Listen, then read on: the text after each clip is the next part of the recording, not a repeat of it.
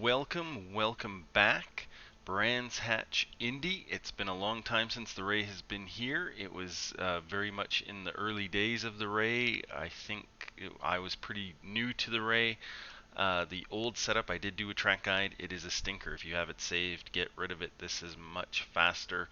I think I shaved about 4/10 off the previous time, so this one's much better.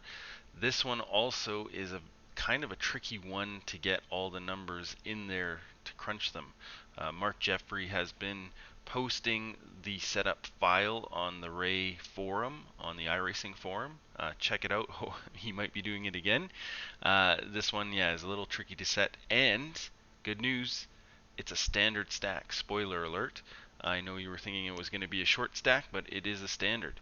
So, ride height is pretty high, -11 in the front. There's a lot of curbs to go over, and also turn one, the bottom of that hill, easy to bottom out. So the ride height is up. Damper compression, ARB is 0. We don't want understeer. Damper compression is 18, so it's down 2 notches. That's just to allow the front end to load up a little better because understeer here is a bit of an issue. Brake bias, 58%. Brake bias is actually a bit important here.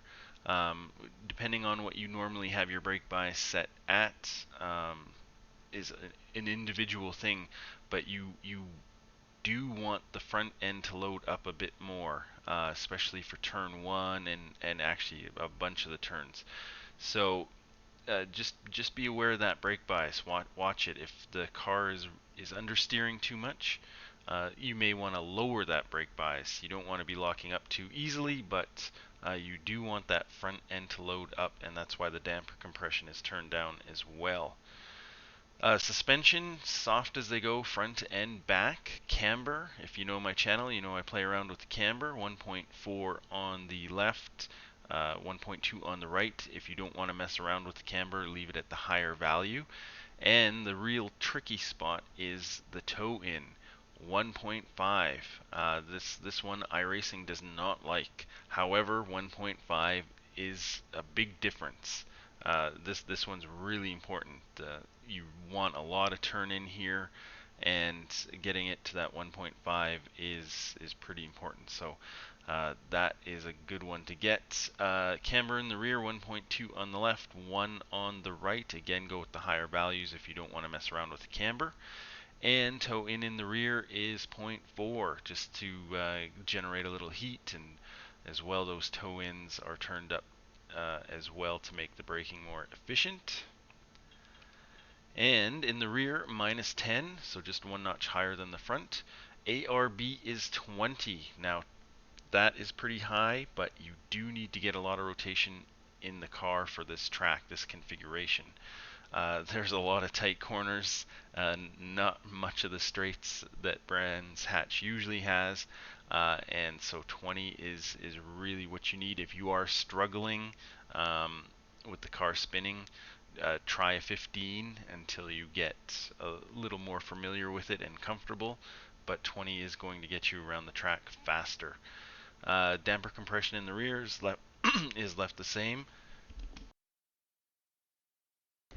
6 and 18. Fuel, 13 liters. 13 liters should get you to the end. However, if you want to play it safe, put in 14. It's not going to make too much of a difference. Well, actually, that's a lie. The laps here are very short, so 1 liter fuel is going to get you a lot more laps. But if you are a little nervous, if you are a little bit heavier fuel usage, 14 is going to definitely be safe. And like I said, gear stack is standard. Short is good. Short feels more comfortable on this track. Actually, I hate to say standard is the best, but I was consistently about 1/10 faster per lap with the standard stack. Yeah, you can't argue with the clock. Same session, same conditions. The standard was just consistently faster, even though I didn't want it to be. So we'll get into the guide, run it out, or we'll go through the corners in slow motion and then run it out at full speed. Track is 19 degrees, usage is 5%, so that's not particularly good. And we're going to do a 48.2. So coming into turn 1, fourth gear, obviously. And looking just before the blue cone here, just getting on the brakes, bit of brakes, and this is the important part with that brake bias, is getting the front end to load up here, because this is going downhill, and so you need to get the turn in here. So on the brakes and turning the wheel a bit while you're on the brakes, that's just to load up the front end and get the car rotated. It's important to get the car rotated. You do not want to run wide here. And then getting in towards the curbs here, if you get on the curbs a little bit, that's alright. It's better to get on the curbs than to run wide. And then picking up the throttle before the apex, and that's really the important part, is get the car rotated and pick up the throttle before the apex, because you can lose a tremendous amount of time in this corner if you run wide or if you come in too deep and aren't on the throttle nice and early. And you can use all of the green stuff on exit. Obviously don't get in the sand. This corner is a big passing opportunity, going to be lots of battles through there. If you are on the outside, you must have a lot of faith in the guy on the inside, and if you're the guy on the inside, try not to take out the guy on the outside. So up into third gear, looking for this bridge, and going to brake down hard on the brakes, brake down into first gear, and it is a late apex. So releasing the brakes as you start to roll in, and don't turn in too early. You want to start turning in, about this green marker on the end of the barrier, and it's a pretty tight turn. Getting the car turned in good and tight, and then getting on the throttle as early as possible. You can get on this curb a little bit.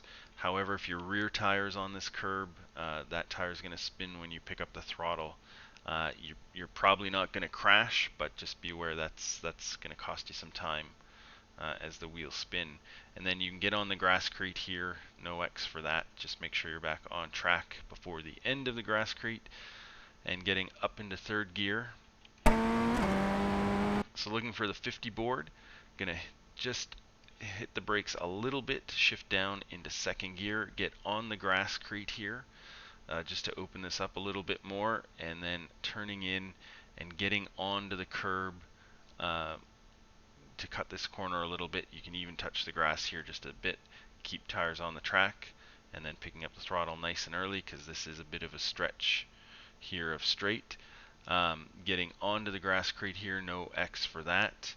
Shifting up into third, just make sure you're back on track before the end of the grasscrete.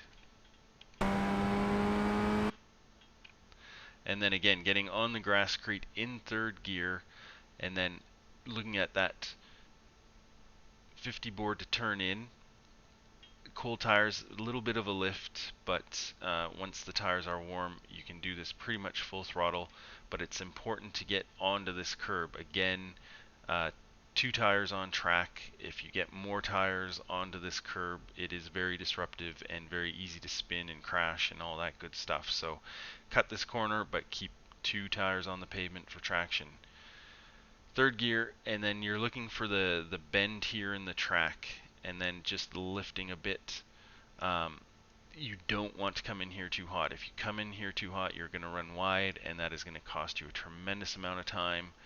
As well, breaking down into second gear for this corner, if you come in too hot and brake too hard too late, turn the wheel, very easy to spin out on this corner.